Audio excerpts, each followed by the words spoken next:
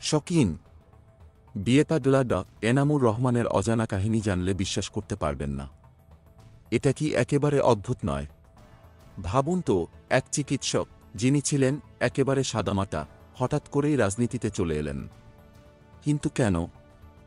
এর পেছনে রয়েছে এমন এক চমকপ্রদ কাহিনী যা আপনি বিশ্বাসই করবেন না। ডাক্তার এনামুর রহমান সাভারের এনাম মেডিকেল কলেজ ও হাসপাতালের মালিক, যার পরিচয় ছিল একজন সাধারণ ডাক্তার।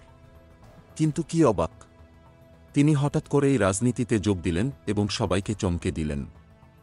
সাভারের একজন ডাক্তার যখন এক ভয়ঙ্কর বিপর্যয়ের পর মানুষের পাশে দাঁড়ালেন, ঠিক তখনই তিনি সারা বিশ্বে আলোচনায় উঠে এলেন।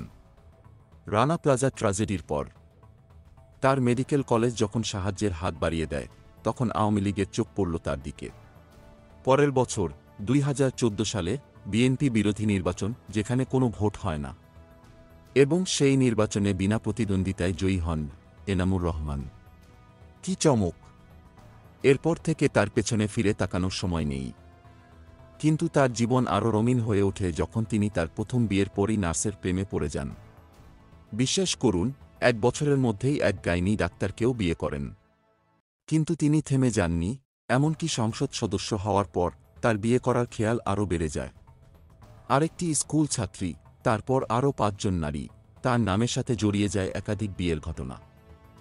এত সব কিছু ঘটে তখনও এনামুর রহমান হাসিনার মন্ত্রিসভায় ঢুকে সমাজ কল্যাণ প্রতিমন্ত্রী হয়ে যান। কিন্তু শকিং পয়েন্ট তো এখানেই। ২০২৪ সালে নির্বাচন হয় এবং তিনি একজন স্বতন্ত্র প্রার্থীর কাছে হেরে যান। তবে আরেকটি রহস্য, এইসব বিয়ে নিয়ে তিনি একটাও কথা বলেননি, বরং চুপ থাকেন। আর তার বিরোধীরা বলে, সাভারে তাকে নিয়ে আরও কিছু গোপন বিয়ের কথা রটেছে। আরও অবাক করা ঘটনা ঘটেছে। হাসিনা যখন চলে গেছেন, তখন ২৭ জানুয়ারি বসুন্ধরা আবাসিক এলাকা থেকে পুলিশ তাকে গ্রেফতার করে।